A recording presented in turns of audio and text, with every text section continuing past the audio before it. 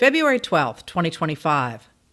Yesterday afternoon, in a bizarre performance, President Donald Trump hosted reporters in the Oval Office, the formal working space of the President of the United States. As Trump sat quietly behind the resolute desk, a gift from Queen Victoria to the United States as a symbol of international friendship, billionaire Elon Musk held center stage.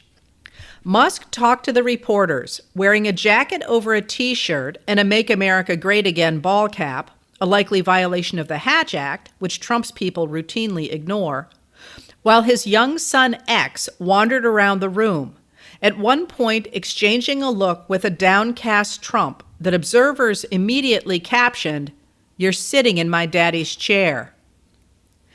The event was Trump signing another executive order, this one essentially putting Musk's Department of Government Efficiency, or DOGE, in charge of the U.S. government. The executive order, titled Implementing the President's Department of Government Efficiency Workforce Optimization Initiative, provides for an operative from DOGE to be assigned to every agency, where that operative will be in charge of all hiring and firing. It also puts downsizing in DOGE's hands and establishes that only one new employee can be hired to replace 4 who leave. Josh Marshall of Talking Points Memo noted that these operatives report to Musk, who is clearly operating here as an independent actor whose actions the president blesses after he's found out what's happened. This is a parallel overlaying of authority over the entire structure of the U.S. government. Trump said that Musk had found billions and billions of dollars in waste, fraud, and abuse, but in fact they have produced no evidence of such waste. Today, Representative Jared Moskowitz, a Democrat of Florida, said Congress has had no information from Musk or DOGE, and when asked to produce evidence of fraud, White House Press Secretary Caroline Leavitt simply listed things that seemed to be against the president's policies and his America First agenda. As both the New York Times and the Washington Post reported today, the big winner from all the cuts to the government has been Musk himself, who has eliminated the agencies that were scrutinizing his businesses. On the floor of Congress today, Moskowitz pointed out that Musk's claims to have uncovered waste, fraud, and abuse present a problem for Congress. Led by House Speaker Mike Johnson, a Republican of Louisiana, the Republicans have not yet managed to fund the government for 2025, but rather than trying to pass the 12 appropriations bills necessary before the March 14th deadline for a government shutdown, Johnson is hoping to pass a continuing resolution that will extend funding as a comprehensive package. Moskowitz pointed out that if, in fact, the government is full of waste, fraud, and abuse, Congress should debate each appropriations bill in detail rather than use a continuing resolution that would perpetuate what the Republicans say is billions of dollars of waste, fraud, and abuse. Long gone is any pretense that the administration will work to lower prices for ordinary Americans. The Consumer Price Index report, out today from the Bureau of Labor Statistics, shows that inflation surged in January, gaining 0.5 point as the cost of gas, rents, and groceries went up. Egg prices rose 15.2%. On Monday, Trump levied a 25% tariff on steel and aluminum, raising concerns that prices for cars and trucks, as well as appliances and rebar for construction, will also rise. Today, Mitch McConnell, a Republican of Kentucky, published an op-ed in the Louisville Courier-Journal warning that Kentuckians can't afford the high cost of Trump's tariffs, which could cost the average Kentucky resident $1,200 a year. Preserving the long-term prosperity of American industry and workers requires working with our allies, not against them, McConnell wrote, and he called for strengthening our friendships abroad. Trump responded to today's report by posting on social media, "Biden inflation up." The Republicans submitted their budget resolution for funding the government today. It called for cuts of $2 trillion to mandatory spending, a category that includes Social Security and Medicare. Two Republican lawmakers told Meredith Lee Hill of Politico that Republicans expect to cut food aid for more than 40 million low-income Americans. Hill's colleague, Grace Yarrow, reports the House Agriculture Committee is eyeing about $150 billion in cuts to supplemental nutrition programs. The proposal also calls for $4.5 trillion in tax cuts for the wealthy and corporations, and an increase of $4 trillion in the debt ceiling. Today saw a landmark shift in the foreign policy of the United States. Since World War II, the U.S. has stood behind the international organizations that worked to stabilize the globe by creating spaces for countries to work out their differences without resorting to war.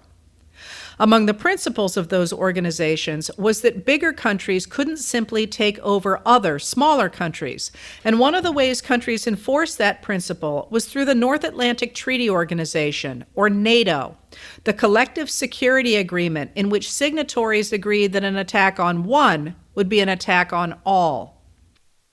In 2016, Trump's people weakened the U.S. stance against Russia's incursions on Ukraine by softening the language of that year's Republican platform.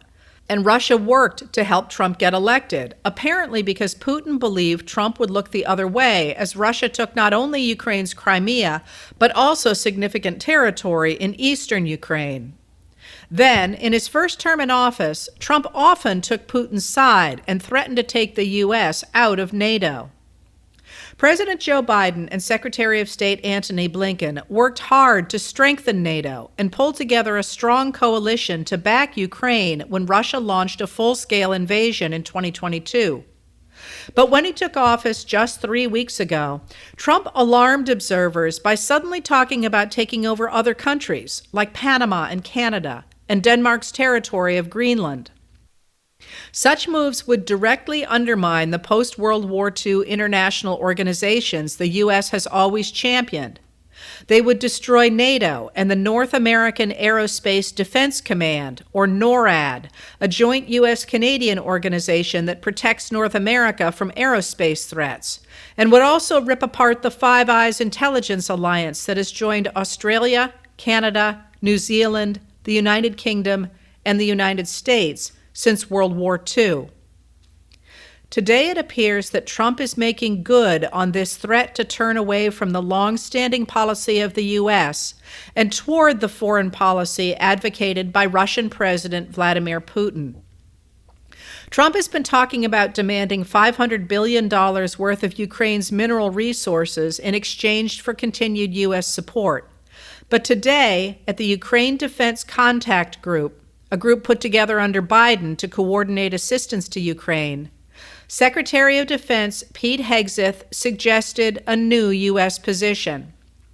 Hegseth echoed Putin's demands, saying that returning to Ukraine's pre-2014 borders is an unrealistic objective, and that the U.S. will not support NATO membership for Ukraine, thus giving up two key issues without apparently getting anything in return.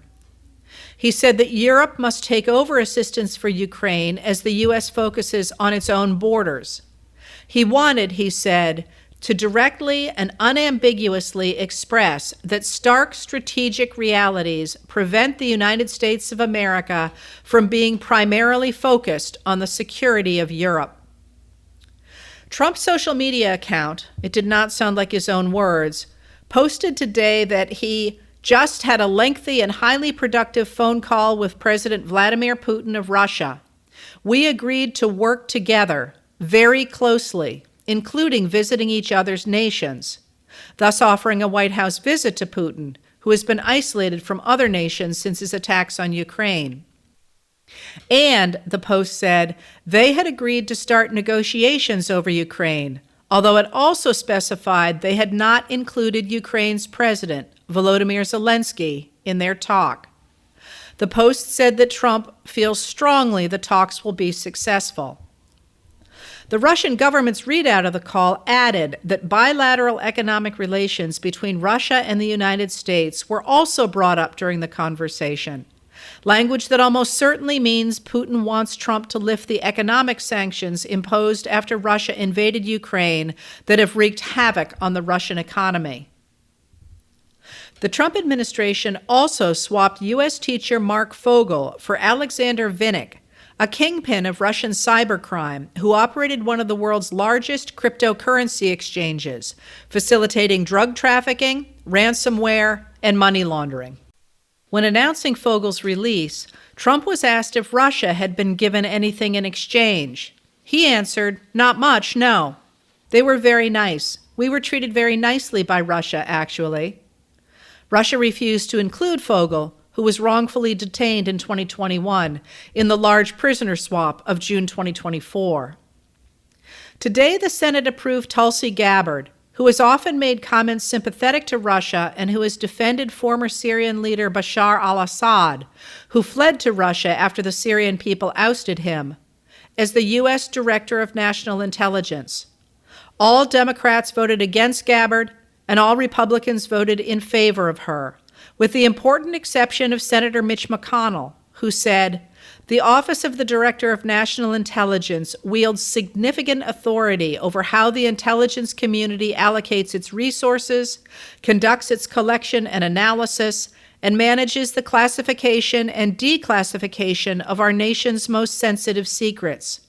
In my assessment, Tulsi Gabbard failed to demonstrate that she is prepared to assume this tremendous national trust." Tonight, France, Germany, Poland, Italy, Spain, and the United Kingdom released a joint statement vowing to protect Ukraine's sovereignty and making it clear that Ukraine and Europe must be part of any negotiations.